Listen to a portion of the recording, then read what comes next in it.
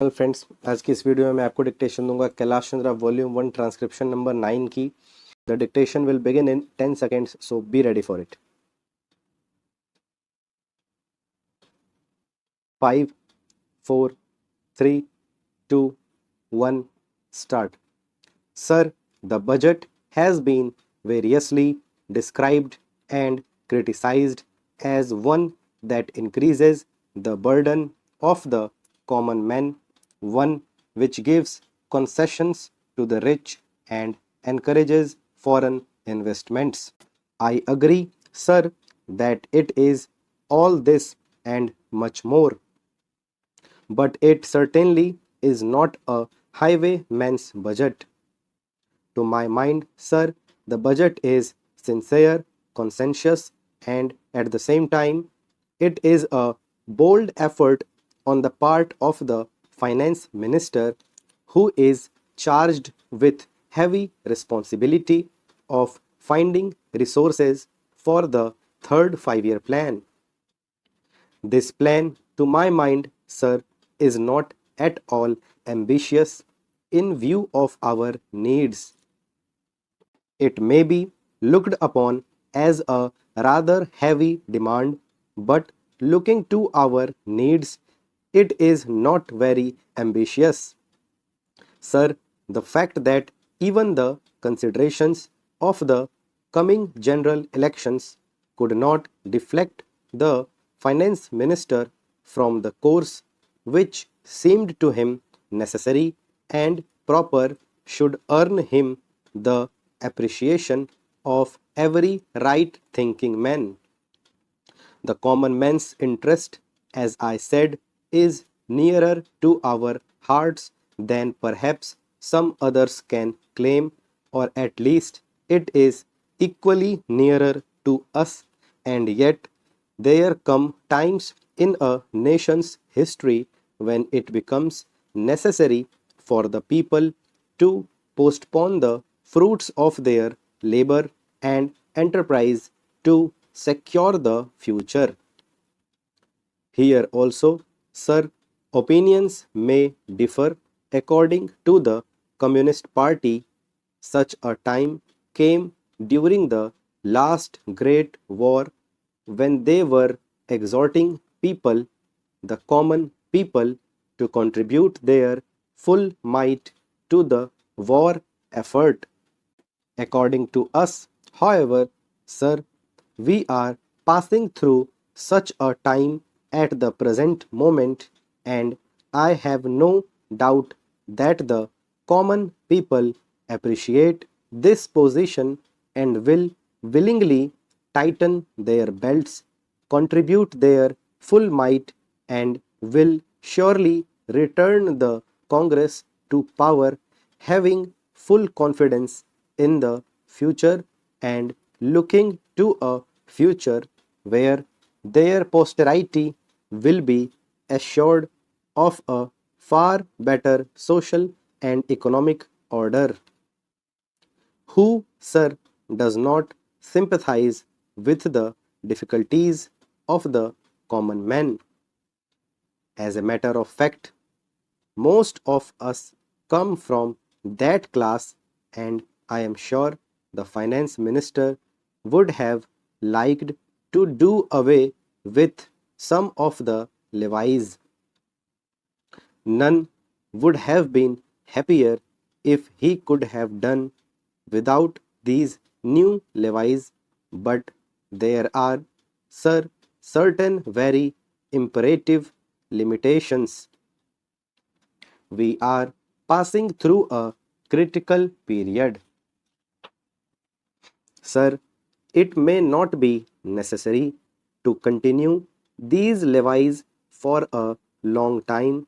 Rather, I am inclined to think that before long it may be possible to give up some of them at least.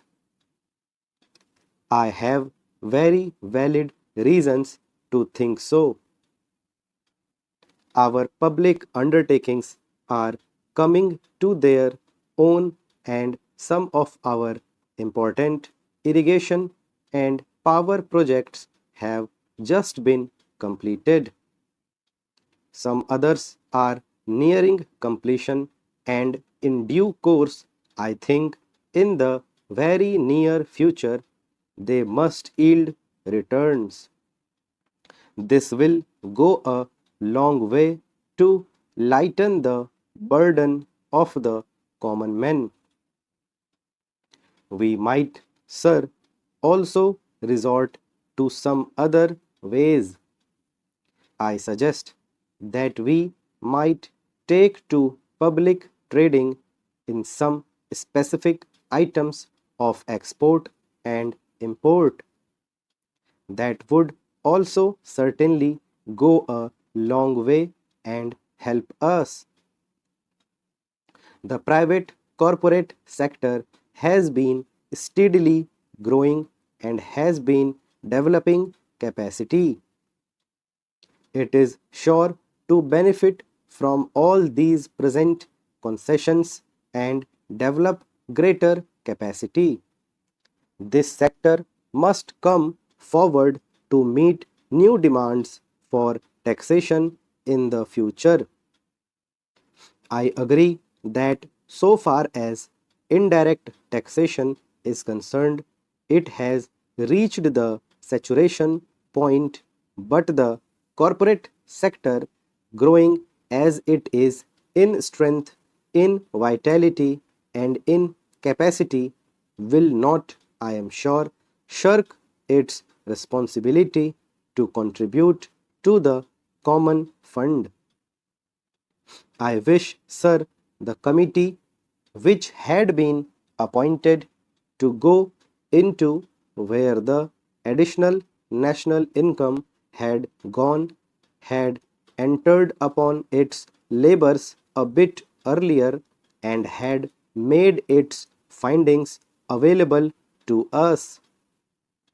I do not want to state its findings, but I have a feeling that the committee, when it concludes its labors, will come to the conclusion that a major portion of this additional national income has gone into the pockets of a comparatively small number of men, small number of individuals, and it is they who must in future contribute their share to the country's taxation needs, because the profits they have earned are not all due to their own efforts and enterprise only. To a very large measure, they are the result of the economic policies of the government and due to certain other circumstances to which they did not contribute anything. Therefore, there is ample justification for the two taxes, the capital gains tax and the excess profits tax.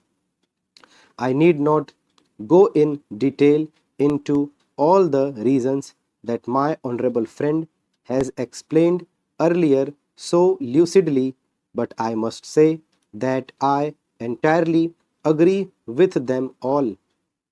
Having said this, I would like to say a few words about allocations which have been made to the various ministries in the budget. So friends, यहाँ पे हमारी dictation खत्म हो जाती है। I hope कि आप लोगों ने डिक्टेशन अच्छे से लिखा होगा। कोई भी प्रॉब्लम अगर आपको डिक्टेशन लिखने में आती है तो आप डिक्टेशन को कम से कम 3-4 बार लिखो। अगर वो प्रॉब्लम रिजॉल्व नहीं होती है तो आप एक बार इसकी पहले आप इसको पढ़ो, रीडिंग दो इसको अच्छे से, इसके आउटलाइंस आप लोग क्लियरली लिखो जो आपको लिखने में दिक्कत आ रही है डिक्टेशन में। उसके बाद दोबारा से आप प्रैक्टिस करो तो आराम से आप लिख पाओगे। और अगर कोई डाउट हो तो आप कमेंट्स से पूछ सकते हो। मिलते हैं आपसे अगली वीडियो में ट्रांसक्रिप्शन नंबर 10 के साथ। तब तक के लिए लिखते रहिए, पढ़ते रहिए। Thank you.